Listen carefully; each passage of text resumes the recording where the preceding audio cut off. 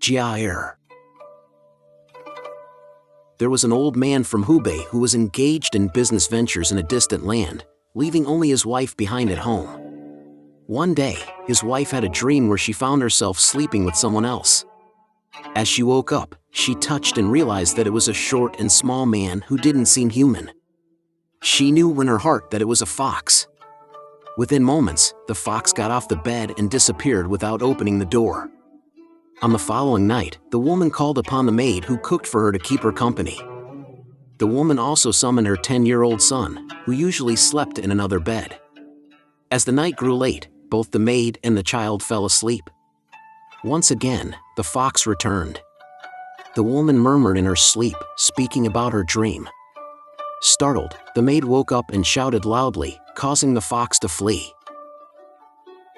From then on, the woman became absent-minded, feeling as if she had lost something precious. At night, she dared not turn off the lights and sleep, cautioning her son not to sleep too deeply. In the depths of the night, the child and the maid dozed off against the wall. When they woke up, the woman was nowhere to be found. They assumed she had gone to the bathroom. After waiting for a long time with no return, they began to suspect something was amiss.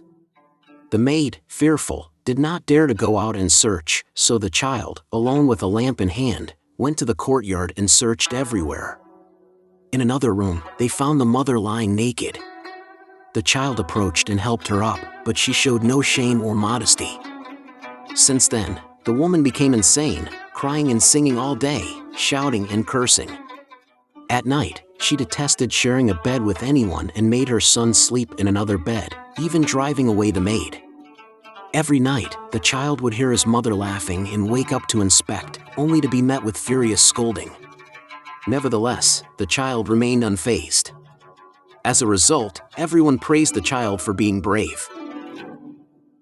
Afterwards, the child suddenly became uncontrollable, engaging in reckless behavior every day. He imitated the bricklayers, using bricks and stones to block the windows. No matter how others tried to advise him otherwise, he paid no attention. If someone dared to remove a stone from the window, he would roll on the ground and cry while throwing a tantrum. People didn't dare to provoke him. Within a few days, both windows were completely blocked, leaving no trace of light. Then he moved on to filling holes in the walls with mud. He was busy all day long, never complaining of fatigue. Once he finished blocking the holes, having nothing else to occupy his time, he began incessantly sharpening a knife. People grew disgusted by his mischievous behavior, and no one wanted to have anything to do with him. One night, the child tucked the knife into his pocket and held the lamp with a ladle. When his mother began to talk in her sleep again, he quickly removed the ladle, shining the light on her face and blocking the doorway with his body. He screamed loudly. After a long while, there was no response. He left the doorway and threatened to search, pretending to make the motion of searching. Suddenly, something resembling a wild cat darted towards the doorway. The child swiftly swung the knife, but only managed to cut off its tail. The tail was about 2 inches long, still dripping with blood. At first, when the child lifted the lamp, his mother cursed nonstop, but he ignored her. Since he failed to kill the fox, the child was filled with regret and had no choice but to go back to sleep. Although he hadn't slaughtered the creature, he felt relieved that it wouldn't come back again.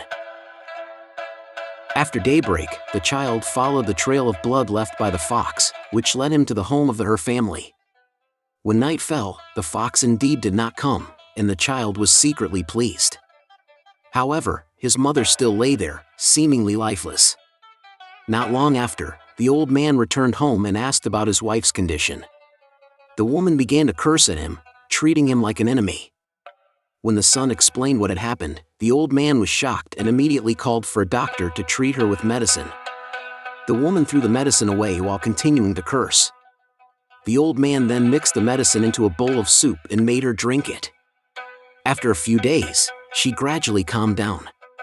Both the father and son were very happy. One night, when they woke up, the woman was nowhere to be found. They found her in another room. From that point on, the woman went mad again, refusing to live with her husband. As soon as it got dark, she would run to another room by herself. Whenever they tried to stop her, she would curse them even more fiercely. The old man had no choice but to lock all the doors to the other rooms. However, whenever the woman ran to them, the doors would open by themselves. The old man was deeply worried and sought the help of a Buddhist monk to drive away the fox, but it had no effect at all. One day, as dusk was setting in, the child secretly entered their family's yard and hid in the thicket to investigate the fox's trail. Just as the moon was rising, he suddenly heard voices. The child pushed aside the branches to take a peek and saw two men sitting on the ground, drinking. There was a servant with a long beard serving them with a wine jug. They were dressed in dark brown clothes, and their conversation was low and indistinct, making it difficult to hear clearly. After a while, one of them said, "We can go fetch a bottle of white wine tomorrow." Then both of them left, leaving only the servant with the long beard. He took off his clothes and slept on a stone in the courtyard. The child carefully observed and noticed that the servant had limbs like a human, except for a tail hanging behind him. The child wanted to go back, but was afraid that the servant might notice, so he crouched in the thicket overnight. Before the break of dawn, the child heard the two men from before coming again, chattering to each other, and then disappearing into the bamboo grove. The child then returned home, and the old man asked him where he had been at night. The child replied, "I slept at Uncle's house." Once, the child went with his father to the market. They saw foxtails for sale in the hat shop, and the child begged his father to buy one. The old man disagreed, but the child kept pulling at his father's clothes and threw a tantrum, insisting on buying it. Unable to completely refuse the child, the old man bought one. The father was conducting business in the market, while the child played nearby. When his father wasn't looking, the child stole some money and ran off. He first went to buy a bottle of white wine and left it in the hallway of a hotel. He had an uncle who lived in the city and made a living by hunting. The child ran to his uncle's house, but his uncle wasn't there. The aunt asked about his mother's health, and the child replied, "She's been a little better these days. But because mice chewed holes in her clothes, she has been crying nonstop out of frustration. So, she sent me to get some hunting medicine." The aunt opened a box, took out a little bit of hunting medicine, and wrapped it up to give to him. The child felt it was too little. While the aunt was preparing dumplings for him to eat, the child took the opportunity to open the medicine packet and stole a handful, hiding it in his pocket. Then he quickly ran to tell the aunt not to cook, saying, "Father is waiting for me at the market. There's no time to eat." After saying that, he left. He went to the hotel and secretly mixed all the stolen medicine into the wine he had bought. He then wandered around the streets aimlessly until it was dark before returning home. His father asked him where he had been, and he lied, saying he was at his uncle's house. From then on, the child wandered among the shops on the street every day. One day, he saw the servant with the long beard mingling in the crowd. The child was sure it was him, so he quietly followed him and gradually struck up a conversation. The child asked where he lived, and the servant replied, "In the North Village." Then he asked the child, who pretended, "I live in a cave." The servant was surprised that the child lived in a cave, and the child smiled and said, "My ancestors have lived in caves for generations. Aren't you the same?"